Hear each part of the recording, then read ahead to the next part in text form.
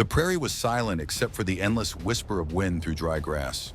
The lone rancher, a man hardened by solitude and the dust of the frontier, was finishing his nightly chores when the pounding came. A desperate thud against his wooden door. He froze, his hand instinctively brushing the handle of the revolver on his belt. Out here in the borderlands of New Mexico, trouble rarely knocked politely. He pulled the door open, lantern light spilling into the night. There she was, barely more than a shadow at first, a young Navajo girl, her dress torn, her skin streaked with blood and dust. She stumbled forward and collapsed at his boots, whispering something in a tongue he half understood. Her arm was gashed open, her breathing ragged, her dark eyes glazed with exhaustion. For a moment, the rancher stood stiff, heart pounding. He'd been warned all his life. The Navajo were not to be trusted, and their wars with settlers had left trails of bodies across the desert.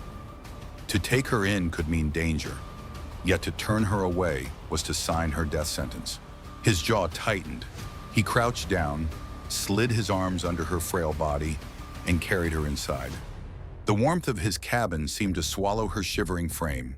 He laid her on his bed, tore strips of cloth from his own shirt, and began dressing her wound with the steady hands of a man who had seen too much blood in his lifetime. She opened her eyes once, just long enough to meet his. There was fear there, yes, but also something else. Trust. The kind that cuts through every barrier of language and history. The night dragged on. Coyotes howled in the distance, and every creak of the timber walls made him wonder if someone was out there, watching. But the girl slept at last, her breathing softer, her fragile life clinging to the edge of dawn. The rancher leaned back in his chair, staring at the dying fire. He had no idea what storm he had invited into his home. By morning, the dust on the horizon would rise with the hooves of 70 warriors, led by the girl's father, a storm of vengeance riding straight for his lonely ranch. If you want to know how one night of mercy turned into a dawn of reckoning, don't forget to like this video and subscribe. The story is only just beginning. The first gray streaks of dawn bled across the desert sky when the rancher stepped outside.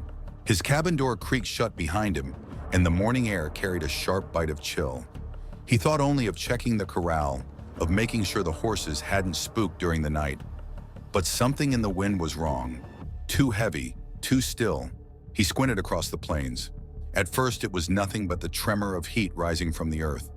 Then he saw it, dust plumes rolling toward him, steady and unrelenting, like thunder without sound. His stomach sank. Riders. He counted quickly. 10, 20, then more. 70 at least, their silhouettes sharp against the rising sun. The sound came next, hooves pounding the earth in a rhythm that shook the ground beneath his boots. The rancher tightened his grip on the wooden rail of the corral. His breath caught between disbelief and grim acceptance. Behind him, inside the cabin, the girl stirred. Her voice was faint but urgent, words in Navajo that he could not piece together. She was warning him or begging him. He wasn't sure. He only knew that whatever storm she had carried to his doorstep was now here in full. The riders drew closer, fanning out in a crescent that threatened to swallow the cabin whole. Their ponies were lean, fast, painted with war marks. Spears glinted, rifles caught the light, and their eyes, hard, unyielding, fixed on him as though he were prey.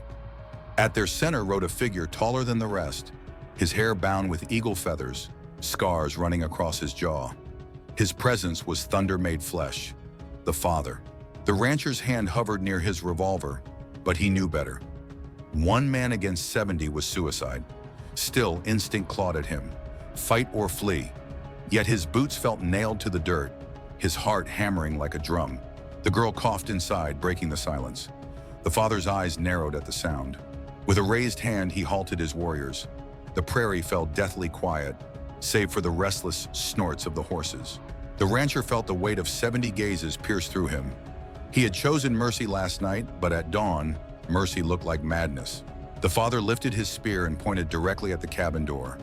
His warriors shifted in their saddles, waiting for the signal that would decide whether blood or words would open this day. The rancher swallowed hard. Every decision of his life had led him here, to a single breath, a single choice. The sun was rising, the earth trembling under 70 hooves, and all that stood between peace and slaughter was one man and a bleeding girl. The morning light cut across the plain, painting long shadows over the rancher's land. Dust hung heavy in the air as the warriors held their line, silent but ready. The father dismounted with a fluid grace that betrayed both his authority and his rage. His boots sank into the dirt, every step deliberate as he walked toward the cabin. The rancher stayed still, his revolver still holstered, though every nerve screamed to grip it. But he knew, if his hand twitched the wrong way, 70 rifles and bows would answer. The father stopped a few paces away, his eyes, dark as obsidian, locked on the rancher's. When he spoke, his voice was low, gravelly, filled with the weight of a man who had led warriors through death and fire. "You have my daughter," he said, his English broken but clear. Each word carried the edge of steel. The rancher's chest tightened. He hesitated before answering, keeping his tone level, calm. "She came to my door, bleeding. I gave her shelter, that's all." The father's gaze flicked toward the cabin, toward the faint outline of his daughter resting inside. His jaw clenched. "A white man's house is no place for her." The rancher shifted his weight. He could feel the eyes of every warrior drilling into him, measuring his words, waiting for the father's command. One wrong syllable, and his ranch would become his grave. "She would have died if I left her out there," he said, his voice steady despite the tension coiling in his gut. "I don't know what happened to her, but I wasn't about to let her bleed out in the dirt." A long silence stretched between them. The wind tugged at the father's feathers at the rancher's coat. The earth itself seemed to hold its breath. Finally, the father stepped closer, his shadow falling across the rancher's boots. "My daughter is mine," he growled. "Her blood is Navajo. If she breathes today, it is because the spirits willed it, not because of you." The rancher's jaw clenched, but he said nothing. He had faced outlaws, hunger, and loneliness in his years on the frontier, but never this. Never the weight of an entire people standing at his gate. Then from inside the cabin, the girl's weak voice broke through the standoff. She called out, not in fear, but with a word that froze the father mid-step. A word in Navajo, one that carried the raw thread of family, of love, of belonging. The father's shoulders stiffened, his eyes softened, just for a heartbeat. But then they hardened again, sharper than ever. He turned to his warriors, raising his hand. The rancher's blood ran cold. Whatever came next, it would be decided in this moment. The girl's whisper had changed something in her father, but whether it was mercy or fury, the rancher could not yet tell. The father's raised hand kept his warriors still, but the unease among them was visible. Horses tossed their heads, hooves striking the ground in restless beats. The younger braves shifted in their saddles, their eyes burning with suspicion and wrath. To them, the rancher wasn't a man who had shown mercy. He was a trespasser, a settler, the face of every injustice carved into their history. One warrior barked something sharp in Navajo, his voice cutting through the tense silence. He jabbed his spear toward the rancher, shouting for blood. Another joined him, their anger boiling. Soon a dozen voices rose in agreement, the air vibrating with fury. The rancher's fingers twitched near his revolver, though he knew firing a bullet now would be suicide. Still, every muscle in him screamed to prepare for the storm. His eyes darted toward the girl in the cabin. Her life, fragile as a flame, balanced on this knife's edge. The father snapped his head toward the shouting warriors, silencing them with a glare that could cut stone.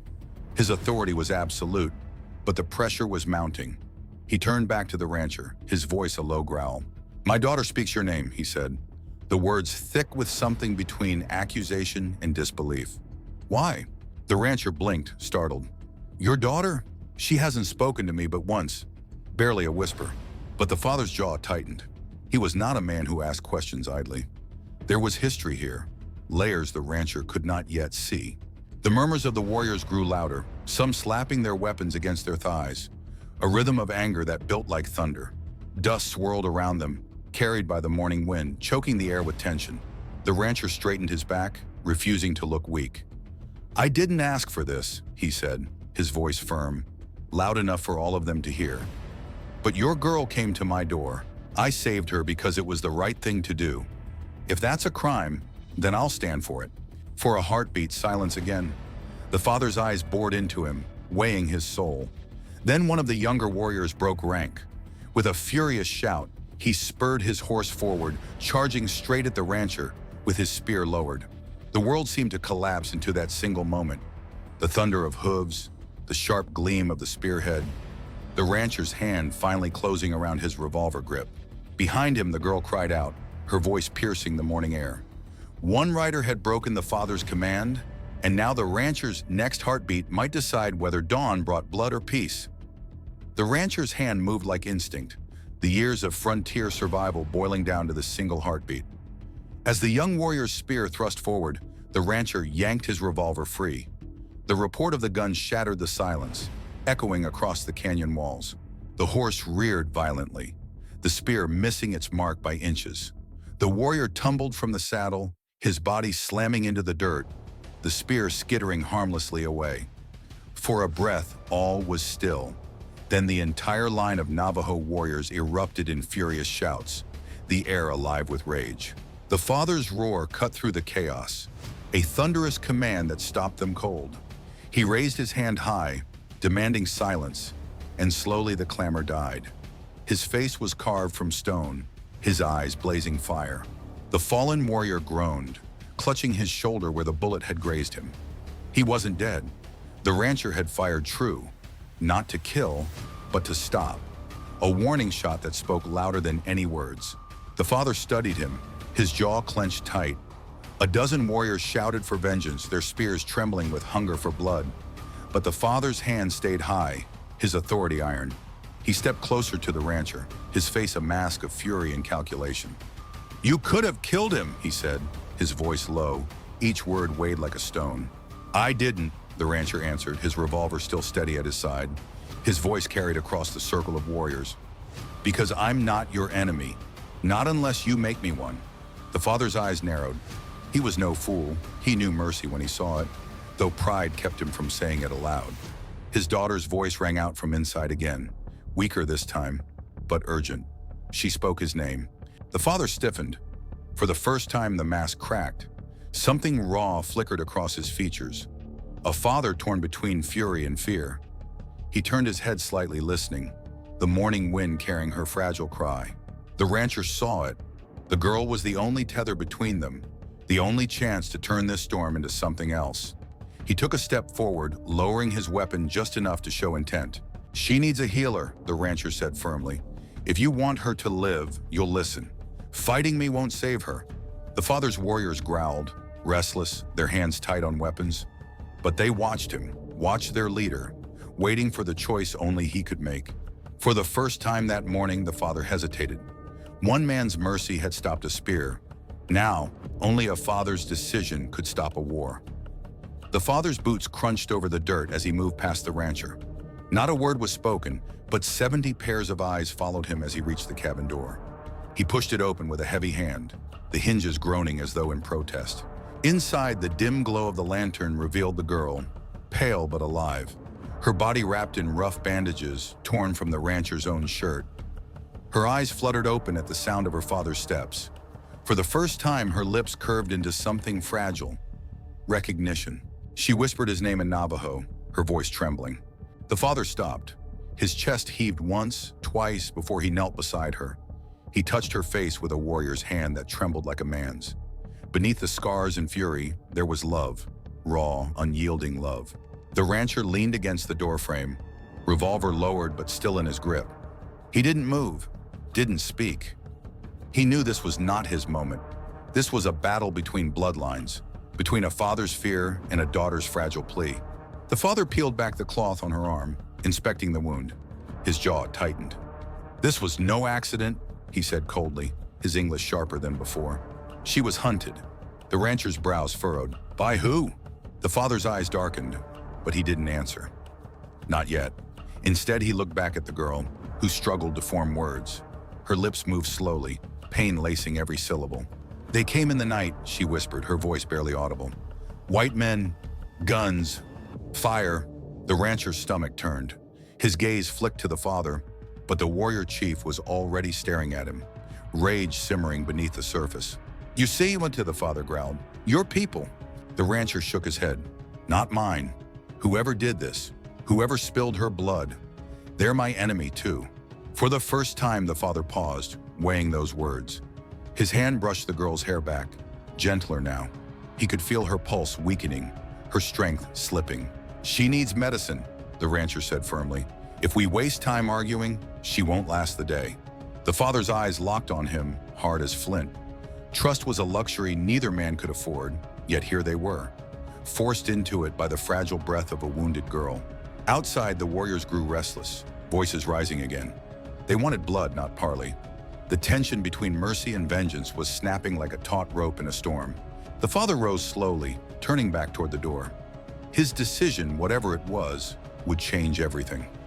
The girl's truth had opened a wound deeper than her flesh, and now her father stood at the edge of war or alliance. When the father stepped back outside, the air cracked with tension. His warriors surged forward with angry voices, the sound like a storm breaking across the desert. Some slammed their spears into the dirt, others raised rifles skyward, demanding blood. One young warrior pointed at the cabin and spat words in Navajo, accusing, condemning. His fury spread like fire. Soon half the circle was chanting for vengeance, the rhythm of war echoing against the rising sun. The rancher remained in the doorway, revolver still at his hip, his eyes never leaving the father. He knew one wrong word could turn this ranch into a slaughterhouse. The father raised his hand again, but this time the voices did not fall silent. The men were restless, wounded by years of loss, hungry for an enemy they could strike. She was attacked by white men, the father barked at them, his voice a rolling thunder. But this one, he pointed at the rancher, is not the hand that spilled her blood. The warriors shifted uneasily. Some snarled in disagreement. Others fell into brooding silence, respecting his authority but not yet convinced. The rancher stepped forward, his boots dragging dust. His voice cut through the noise. If you want justice, then you'll need more than rage. I know the men who raid at night. They've burned homesteads, killed settlers, blamed you for their crimes. They're outlaws, white against white, but they hide behind your name. The warriors murmured, confused, some exchanging glances. The father's eyes narrowed. You speak lies to save your skin. The rancher shook his head. I speak truth because your daughter bled on my floor. I've seen their trails, horses shod in steel, carrying rifles stolen from army shipments. If we ride together, I can take you to them. The warriors erupted again, divided now. Some shouted for his blood, others hesitated, doubt gnawing at their certainty. The father stared long and hard at the rancher, weighing his words like a man balancing between pride and survival. He looked back at the cabin where his daughter lay, pale as ash, her life slipping like water through his fingers. Finally, he turned back to his warriors. Enough, he commanded. Her blood speaks louder than your anger. We will hear this man's truth. The circle fell into uneasy silence. 70 men bridled by one decision. The rancher's chest tightened. For the first time since dawn, the noose loosened around his neck, but only slightly. The storm wasn't over. It was only shifting.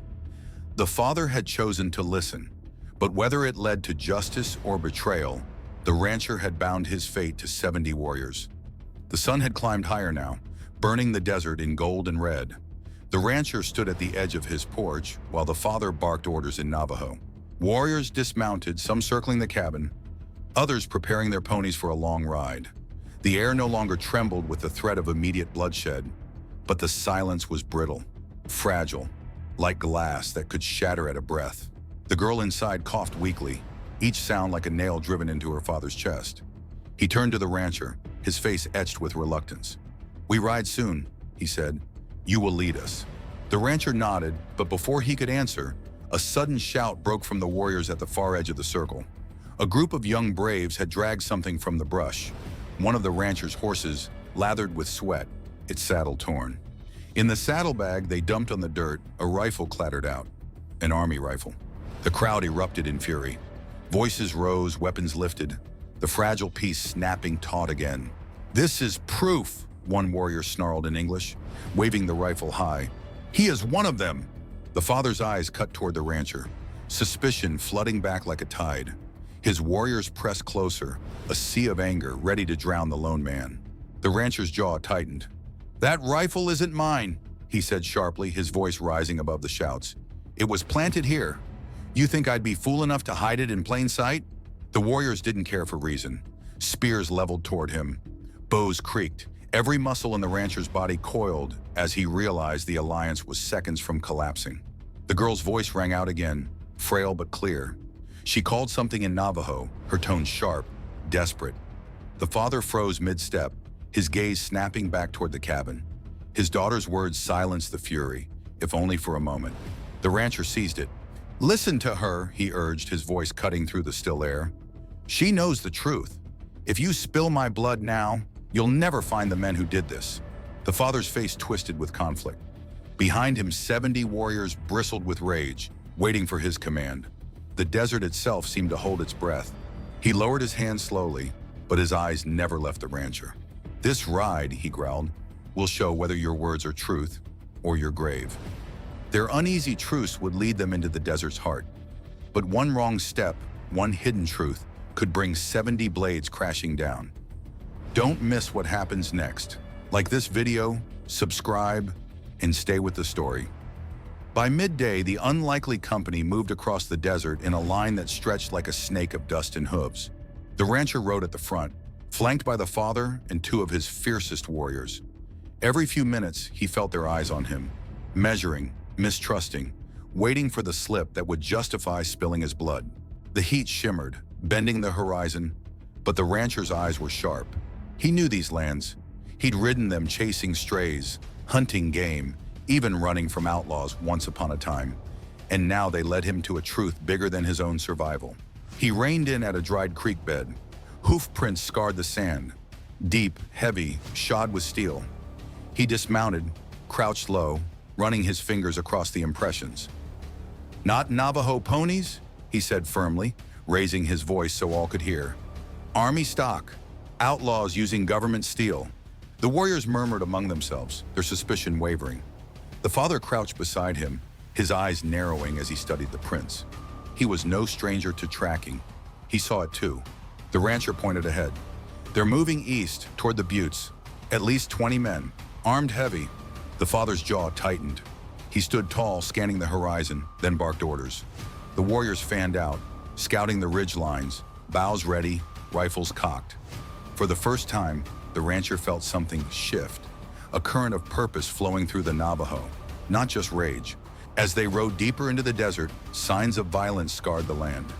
A burned wagon smoldered in the sand, its wheels half melted. Crows scattered at their approach, leaving behind bodies, settlers stripped and broken. The air reeked of smoke and rot. The warriors growled, anger rekindled. But now it was directed not at the rancher, but at the faceless men who had left this trail of fire. The rancher swallowed hard. He'd seen raids before, but this was carnage. Whoever these men were, they weren't just thieves. They were predators, trying to ignite war between white and Navajo alike. The father dismounted, standing over the wreckage. His daughter's words echoed in his mind, her blood still fresh in his memory. He turned to the rancher. "If your words are truth," he said, voice low but heavy with command, "then we will find them together." The rancher met his gaze. There was no turning back now. Whatever lay ahead in those red canyons would test not just their uneasy alliance, but their very survival. The trail of fire led into the canyons, where shadows hid rifles and vengeance waited. By dusk, blood would fall again. The sun bled red as it sank behind the mesas, painting the desert in fire. The trail ended in a box canyon, its walls steep and jagged, shadows pooling like black water. The rancher dismounted first, crouching low. He saw it, the faint glow of a campfire deep inside, the silhouettes of men moving, their rifles glinting in the dying light.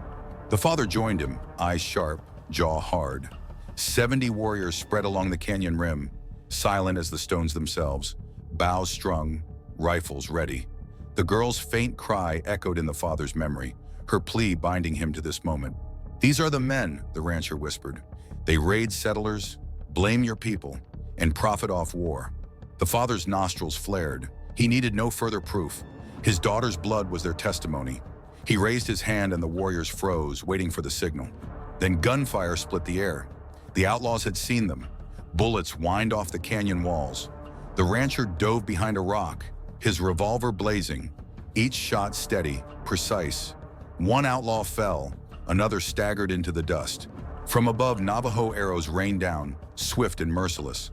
The canyon became chaos. Shouts, smoke, the clash of two worlds colliding. The father charged forward with a war cry that shook the stone, his rifle cracking, his tomahawk flashing in the firelight.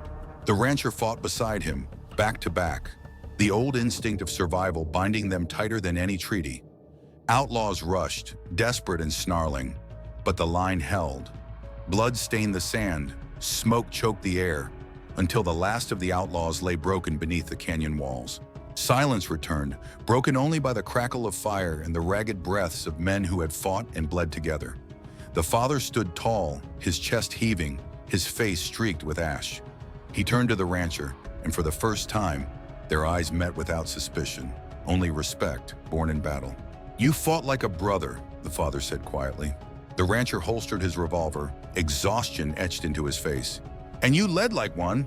When they returned to the ranch, the girl was still alive, her eyes brighter, her strength slowly returning.